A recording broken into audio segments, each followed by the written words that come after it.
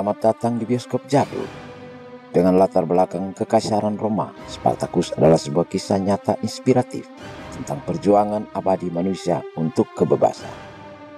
Kisah budak gladiator bernama Spartacus bersama wanita yang percaya pada perjuangannya dan jenderal Romawi yang kuat yang menantang keyakinannya. Film yang rilis pada 6 Oktober 1960 dengan durasi 3 jam 17 menit ini menelan biaya $12 juta yang saat ini setara dengan $105 juta. Bintang utama Kirk Douglas, Laurence Olivier, Gene Simmons, Charles Laughton, Peter Ustinov, John Gavin, Tony Curtis, dan sutradara Stanley Kubrick. Film ini meraih 7 nominasi Piala Oscar. Romawi menjadi pusat peradaban dunia, hukum, penyair hebat, tata kota pertama, kuil emas. Namun di balik kekuasaan, kebanggaan dan kekuatannya, Roma berdiri di atas penyakit yang disebut perbudakan. Di balik pemerintahan yang kuat, kediktatoran mencengkeram sistem pemerintah. Provinsi Yunani Thrace ditaklukkan. Seorang wanita budak dijadikan salah satu selir bangsawan Roma, yang kemudian melahirkan anak laki-laki bernama Spartacus. Dari sinilah cerita dimulai.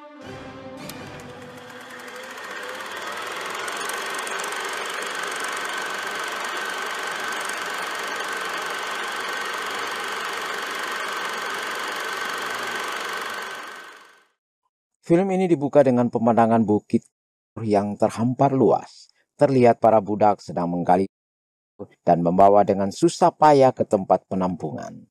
Mereka diawasi para penjaga yang kejam. Seseorang terlihat berjalan sangat kelelahan. Beban di punggungnya begitu berat. Lelaki itu bernama Spartacus. Tiba-tiba di depannya seorang budak terjatuh karena kelelahan. Ia pun melepaskan pikulan lalu menolong budak yang terkapar tak berdaya itu.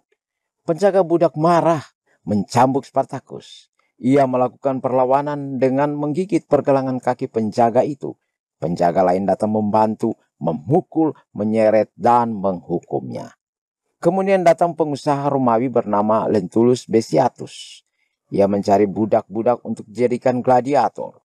Dilihatnya Spartacus terikat. Kepala penjaga menceritakan mengapa budak itu dihukum. Ia terkesan dan mengambil Spartacus. Setelah mendapat apa yang ia inginkan, Besiatus pun kembali dengan membawa Spartacus dan beberapa budak untuk dilatih menjadi gladiator. Setibanya di sekolah gladiator, Besiatus memberikan penjelasan singkat tentang maksud dan tujuan mengapa mereka berada di sini. Hak-hak apa yang akan mereka dapatkan, termasuk nantinya mereka akan dilayani wanita. Jika bertahan 5-10 tahun, mereka akan mendapatkan kebebasan, bahkan akan menjadi pelatih gladiator. Kemudian mereka dikenalkan pada mantan gladiator bernama Marcellus. Ia akan menjadi pelatih mereka. Selanjutnya para budak itu dibawa ke tempat untuk membersihkan diri mereka. Malam itu calon-calon gladiator mendapat masing-masing satu wanita penghibur. Spartacus mendapat wanita penghibur bernama Varinia, namun ia menolak untuk dilayani oleh wanita cantik itu. Esoknya, latihan dimulai. Mulai dari latihan dasar, cara menghindar dan menyerang. Marcellus, sang pelatih, mengawasi dengan cermat, khususnya kepada Spartacus. Semakin hari latihan semakin berat. Marcellus menunjukkan titik-titik penting yang dapat membuat cacat dan mematikan lawan. Merah titik tercepat untuk membunuh, biru membuat cacat, dan kuning dapat mematikan lawan dengan perlahan. Malam itu mereka mendapat wanita lagi, kecuali Spartacus, karena beberapa waktu yang lalu ia menolak. Keesokan harinya, saat makan, Spartacus bertemu dengan Varinia yang sedang membagikan makanan untuk mereka. Spartacus menanyakan keberadaannya. Spartacus mulai menjalin hubungan dengan wanita yang bernama Varinia itu. Waktu terus berjalan, latihan pun semakin berat. Mereka mulai diajarkan bagaimana cara bertarung dengan mempraktekkan secara langsung dan berpasang-pasangan. Fisik semakin diperkuat menghadapi berbagai cuaca. Di satu waktu, Besiatus menerima kunjungan dari petinggi Romawi yang sangat kaya, Marcus Licinius Crassus dan 3 lainnya, masing-masing Lady Helena, Lady Claudia Maria, dan Marcus Publius Glebras. Rupanya di antara mereka ada yang akan menikah, dan kedatangan mereka adalah untuk merayakan pernikahan itu. Mereka ingin menyaksikan pertarungan gladiator sampai mati. Walaupun di sekolah gladiator itu tidak membolehkan pertarungan sampai mati. Crassus pun memaksa bahkan membayar 25.000 sestertium untuk pertarungan itu. Para gladiator dikumpulkan di tempat latihan. Kemudian kedua wanita dari petinggi Roma itu, Lady Maria dan Lady Helena, memilih sendiri gladiator yang akan bertarung. Mereka memilih si hitam besar Draba dan Spartacus, serta dua lainnya. Saat minum, Varinia melayani mereka dan sengaja menumpahkan minuman ke Glebras. Insiden itu malah membuat Crassus tertarik dan membelinya seharga 2.000 sestertium. Lady Helena marah dan menuntut hadiah pernikahan untuk adiknya. Crassus menghadiahkan jabatan komandan Garnisum Roma kepada Glebras, adik Lady Helena itu. Garnisum Roma adalah satu-satunya satuan militer Roma yang setara dengan kekuasaan Crassus, pesaing berat Crassus di Senat. Pertarungan pun dimulai. Pertama, Crassus melawan Galino. Ketegangan nampak dari ruang tunggu Spartacus dan Draba. Mereka hanya bisa melihat dari celah kayu pertarungan yang berlangsung. Pertarungan dimenangkan oleh Crassus dengan kematian Galino. Giliran Spartacus dan Draba pun tiba. Varinia menyaksikan dari balkon. Nampak kekhawatiran dari wajahnya. Awalnya pertarungan itu berimbang, tapi akhirnya sepertinya Spartacus mulai terdesak, terpojok dan pasrah di ujung trisula Draba karena Spartacus memang tidak mau ada pertumpahan darah. Lady Helena memberi isyarat untuk menyelesaikan pertarungan. Artinya yang kalah harus dibunuh. Draba tidak mengikuti keinginan petinggi Roma itu. Ia pun tidak ingin mereka berdua saling membunuh. Lalu ia menarik kembali trisulanya dan melemparkan ke arah petinggi-petinggi Roma itu. Ia berlari melompat ke podium, tapi sayang, sebatang tombak penjaga menancap ke punggungnya. Crassus mengambil pisau dari balik jubahnya dan menancapkan ke punggung Draba. Ia pun mati. Malam itu terlihat budak-budak calon gladiator agak tegang. Sepertinya mereka sedang memikirkan bagaimana cara membebaskan diri dari perbudakan. Pagi pun tiba. Saat sarapan, Varinia melintas dengan kereta. Ia akan dibawa ke rumah Crassus di Roma, karena ia sudah dibeli oleh Crassus. Spartacus bertanya, namun ia mendapat hinaan dan cambukan oleh Marcellus. Mendapat perlakuan seperti itu, Spartacus membalas, dan perkelahian pun terjadi. Melihat itu, para budak terpicu keberanian mereka. Perkelahian itu berubah menjadi kerusuhan. Mereka beramai-ramai menyerang penjaga. Spartacus membenamkan kepala Marcellus ke dalam panci masak hingga mati. Seluruh budak calon gladiator itu melakukan perlawanan dan berhamburan keluar membebaskan diri. Di Roma, Senat sedang bersidang membahas situasi yang terjadi di mana telah terjadi pemberontakan dan banyak budak telah dibebaskan. Rumah-rumah dan perkebunan bangsawan Roma telah dijarah. Gracchus Augustus mengusulkan agar Glebras memimpin 6 kohort pasukan Garnisum Roma untuk membasmi budak-budak pemberontak itu. Satu kohort setara 1 batalion militer modern. Sementara itu, ia menunjuk anak didiknya, senator muda bernama Caius Julius Caesar, sebagai pemimpin Garnisum Roma menggantikan Glebras. Gracchus sengaja memisahkan Crassus dan Glebras untuk menghadang ambisi Crassus mengendalikan tentara Roma. Crassus tiba dari tugas di luar kota. Ia dikenalkan dengan beberapa budak hadiah dari gubernur Sisilia, di antaranya seorang bernama Antoninus, dengan bakat seni dan dapat mengajar musik klasik. Rupanya Glebras sudah menunggu di atrium. Dengan bangga ia menyampaikan bahwa ia ditugaskan senat memimpin 6 kohort Garnisum melawan budak pemberontak di Vesuvius. Crassus marah. Ia tahu itu siasat Gracchus. Sayang Glebras tidak menyadari itu. Glebras ingin membatalkan, namun sebagai teman, Crassus menyarankan untuk tetap melaksanakan tugas itu, karena sudah merupakan keputusan senat. Pemberontakan semakin meluas, penjarahan perkebunan dan rumah dari pejabat dan bangsawan Roma terus berlangsung. Spartacus kembali ke sekolah gladiator. Suasana sepi, tapi setelah ia masuk lebih dalam lagi, ia mendengar kegaduhan. Ternyata di arena tarung gladiator, para budak sedang menonton 2 orang sedang bertarung. Rupanya mereka bangsawan Roma yang disandra para budak dan dijadikan gladiator.